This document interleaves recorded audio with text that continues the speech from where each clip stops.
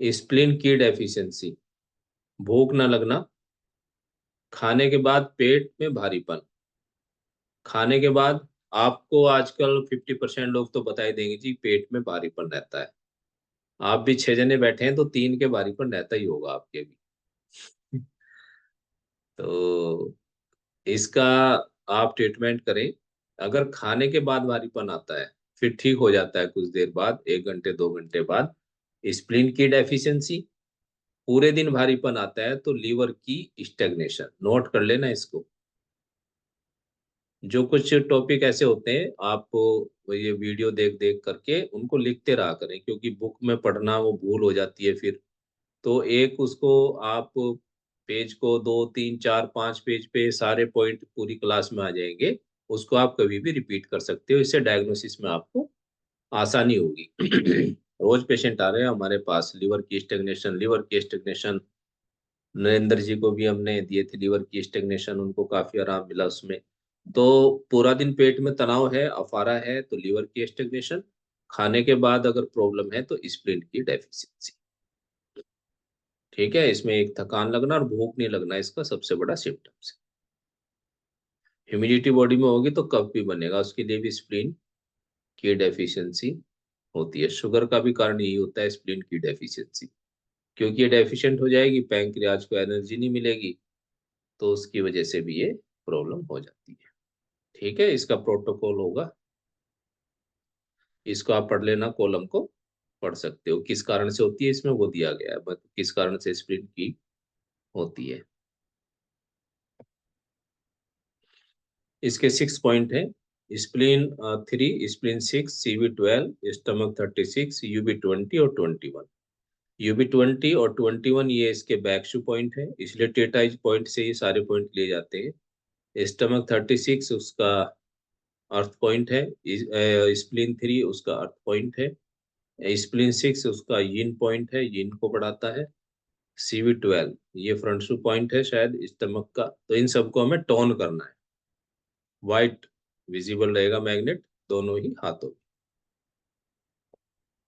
Spleen यांग deficiency, अगर कोई आपको वेट का इलाज करना है किसी का, तो अगर किसी को थायराइड है तो किडनी यांग डेफिशिएंसी का प्रोटोकॉल लगाते हैं। और किसी को थायराइड नहीं है तो आप प्रोटोकॉल लगाएंगे स्प्लीन यांग डेफिशिएंसी का।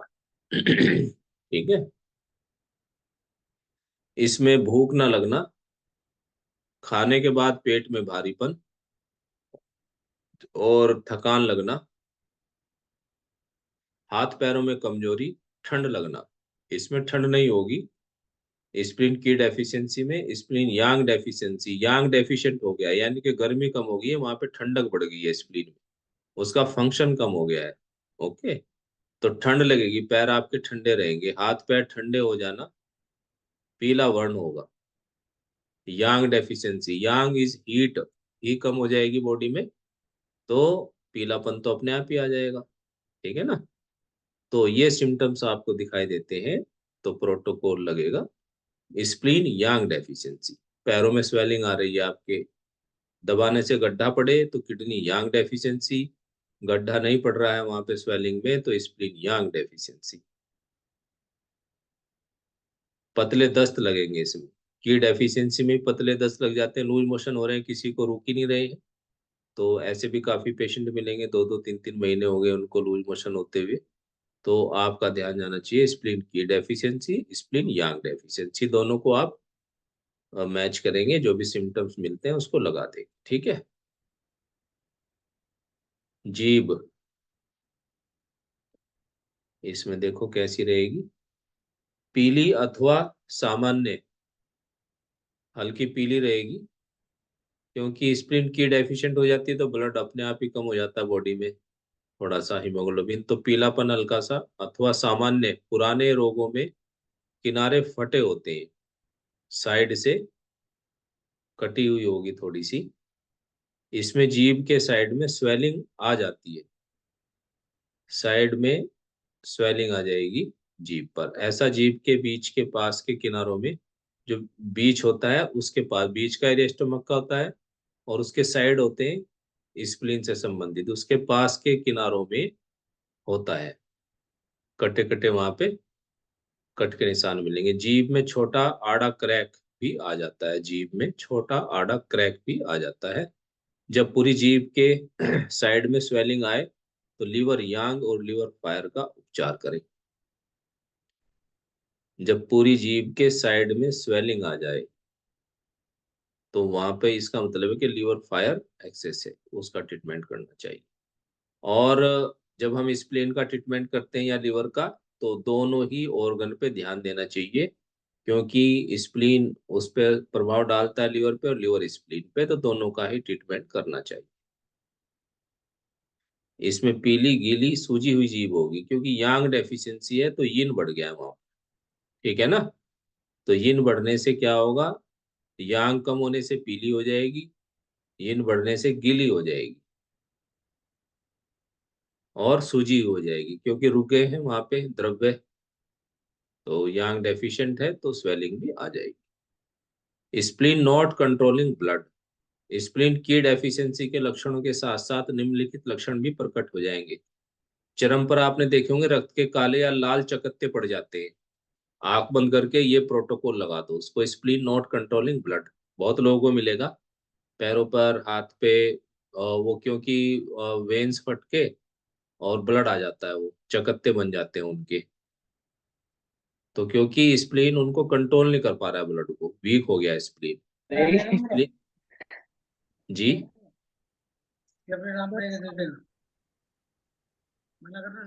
मेरा देखो लग- कितना आ रहा है, पहले मैं अपना भी तो देखूं यार, मैंने कभी नहीं देखा। लो मैं चेक करूँ तो आपका करना करना।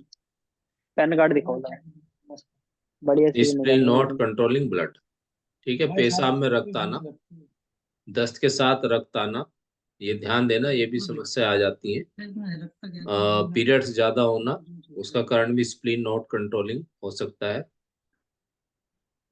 रक्त के चकत्ते बन जाना, उसको ये परपुरा बोलते हैं, जैसे काले काले निशान बन जाते हैं कईयों के पैरों पर, ये चीज आ जाती है। Bleeding anywhere in the body, body में कहीं आपका से भी ऑडियो ब्लड लीक कर सकता है। लकी जी आपका ऑडियो ऑन है तो डिस्टरबेंस हो रहा है, प्लीज आप थोड़ा सा लक्की जी म्यूट करें अपने आप को। तो ये सिम्टम्स हैं स्प्लीन नॉट कंट्रोलिंग ब्लड के। ठीक है ना? स्प्लीन की डेफिशिएंसी के साथ साथ ये भी आएंगे। मेन क्या होगा इसमें, वो चकत्ते मिलेंगे आपको, पीरियड्स सर इसमें अनकंट्रोल हो जाना। अगर किसी में स्टोराइड प्रॉब्लम आती है, पीली जीभ होगी सर इसमें, तो इसमें आप ये सर प्रोटोकॉल लगाएंगे। स्प्लीन में ऊर्जा जब घट जाने से, स्प्लीन जब शरीर में रक्त का नियंत्रण नहीं कर पाती है, तो शरीर में कहीं से भी रक्तस्राव हो सकता है। ब्लीडिंग नाक से हो सकती है, कहीं से भी, चमड़ी के नीचे रक्तस्राव होकर के वहीं पे जम जाता है। तो इसका ट्रीटमेंट हम करेंगे। स्प्लीन की डेफिशिएंट के साथ इसमें 3 पॉइंट और ऐड हो जाएंगे। कौन कौन से? SP10, SP1 और UB17। ठीक है, इनको टोन करना है, सभी पॉइंट को, वो भी टोन होंगे और ये भी। ऑल्सो ट्रीट स्प्लीन की डेफिशिएंसी पॉइंट। तो प्लेटलेट्स काउंट जब कम हो जाते हैं, उसका उपचार भी आप यहाँ पर कर सकते हैं। नोट कर लेना, किसी में अगर प्लेटलेट काउंट कम हो रही है तो उसका भी आप ट्रीटमेंट यहाँ पर दे सकते हैं, स्प्लीन नॉट कंट्रोलिंग ब्लड।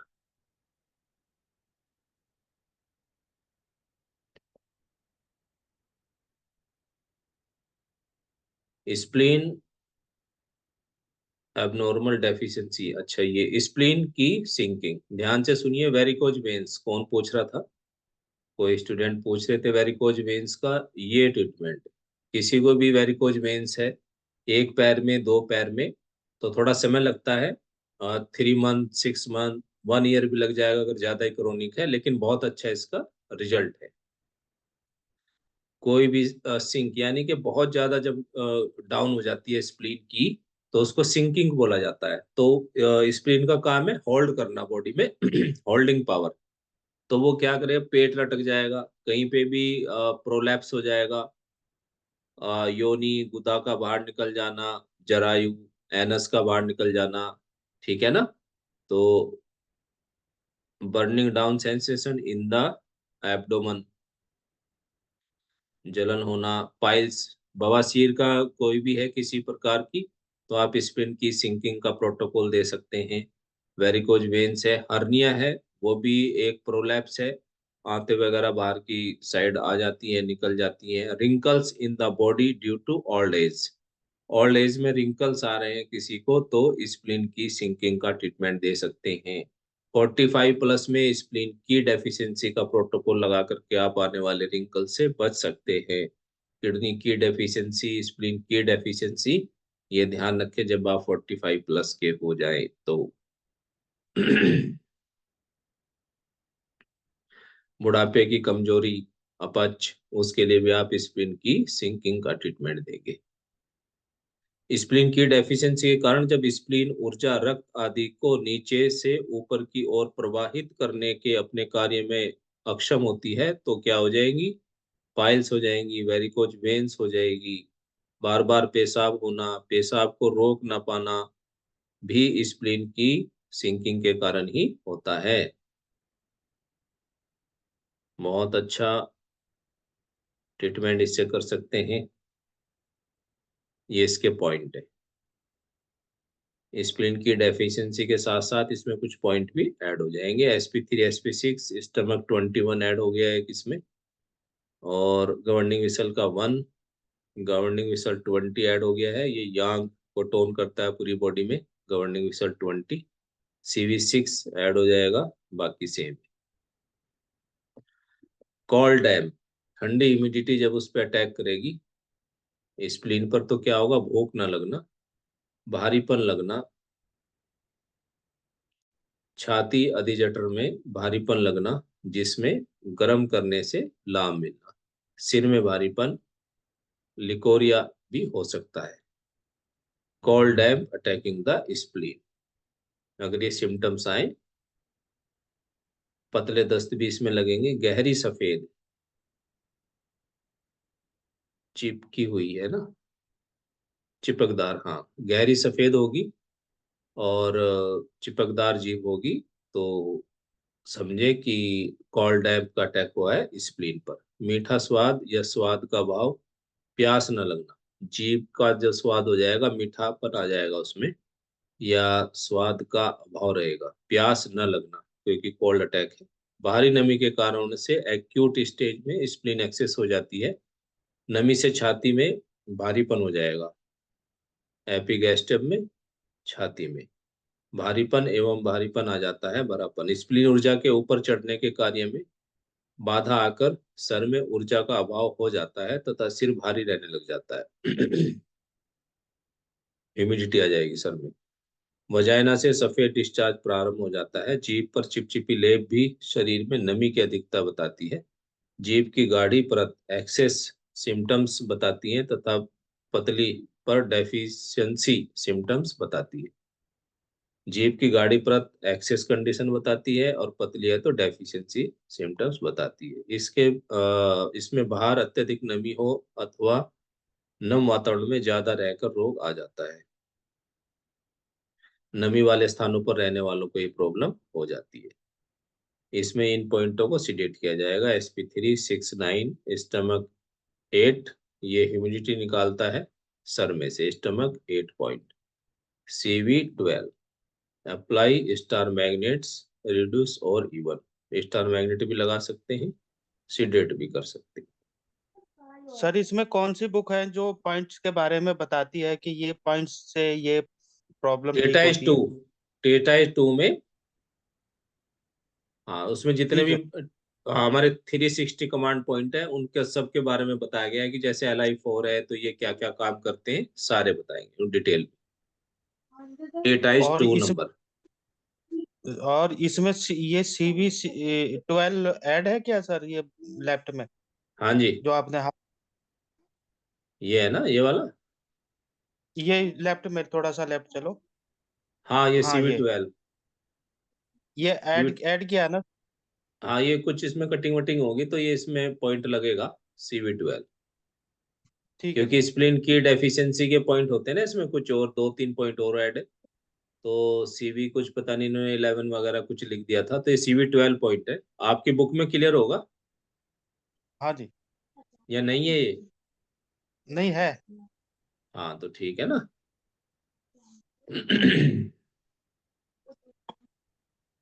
तो अब आते हैं हीट डैप। ये थी कोल्ड डैप, ये थी हीट डैप। भूख न लगना, भारीपन लगना, छाती में भारीपन रहना, थोड़ा फीवर सा हो जाना। हीट डैप पेट में दर्द, उबकाई आना, उल्टी होना, पेशाब कम होना, गहरा पीला पेशाब होना, एनस में जलन होना। ये heat damp attacking the spleen के सिम्टम्स है। दुर्गंधित पतले दस्त लग जाएंगे इसमें, और हल्का सा फीवर बना रहता है पूरा दिन। चिपचिपी पीली परत हो जाएगी। वहां पे सफेद चिपचिपी थी, ये पीली चिपचिपी है। और ये सिम्टम्स आते हैं। प्यास लगना पर बहुत कम पानी पीना। हीट के कारण प्यास लगना, ह्यूमिडिटी के कारण। डैप भी ह्यूमिडिटी को ही बोला जाता है, हीट ह्यूमिडिटी। तो ह्यूमिडिटी के कारण पानी पिया नहीं जाता है, और हीट के कारण प्यास लगती है। तो प्यास लगेगी लेकिन कम पानी पिए। मामूली बुखार दिन भर बना रहे तो डैम्प हीट इन स्प्लीन के कारण ऐसा होता है। और जब मामूली जबर दोपहर के बाद ऐसा हो तो वो स्प्लीन यीन डेफिशिएंसी। जब यीन डेफिशिएंसी होती है तो आपको बताया था दोपहर के बाद फीवर होता है, हल्का हल्का गर्म लगेगा। और जब पूरा दिन लगे तो डैम्प हीट इन स्प्लीन पर आपका ध्यान जाना चाहिए। इसको नोट कर लें, ऐसे बहुत पेशेंट मिलेंगे कि हाँ जी मुझे हल्का सा फीवर लगता है। गुदा में जलन, मल में दुर्गंध एवं पीला पेशाब बताता है कि हीट बढ़ी। गर्मी में नमी के आंकड़े, गर्मी का मौसम है, साथ में नमी ने अटैक कर दिया तो ये प्रॉब्लम हो जाती है। फूड इन्फेक्शन का उपचार यहाँ पर करें। ये एक प्रकार का आपको बताया हुआ है कि हीट ह्यूमिडिटी जहाँ भी जिक्र आता है तो वो इन्फेक्शन ही माना जाता है। तो इसमें स्प्लिन 6, 9, गवर्निंग विसल का 9 DU, LI11, UB20, GB34, सिडेट करेंगे इनको पॉइंट को। ये कुछ प्रोटोकॉल दिए हुए हैं स्प्लीन के, तो इनको आप देख लेंगे। किसी का कोई क्वेश्चन है तो बताइए आज की क्लास से संबंधित।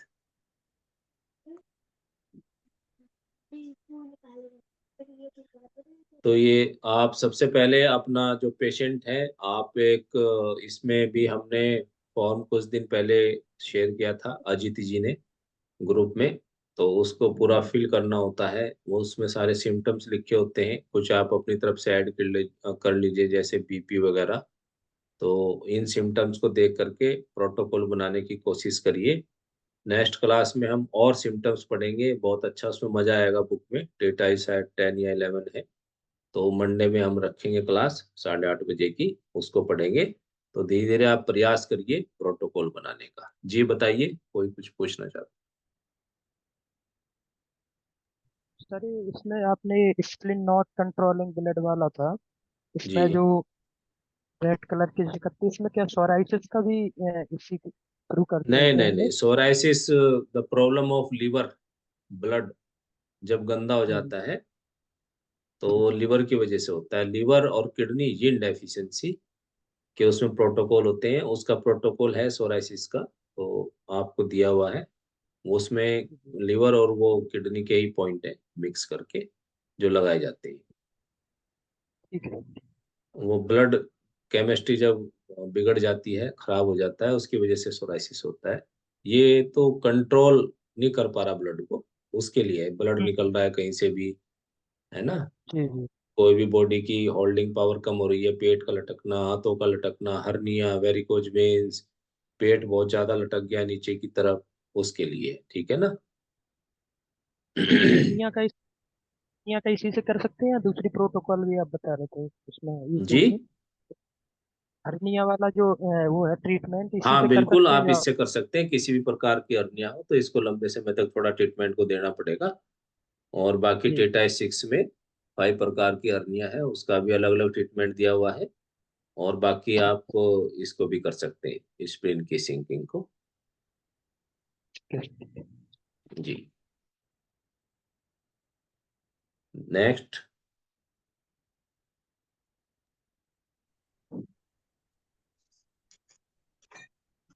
जी नरेंद्र जी, कुछ पूछना चाहेंगे? नहीं सर।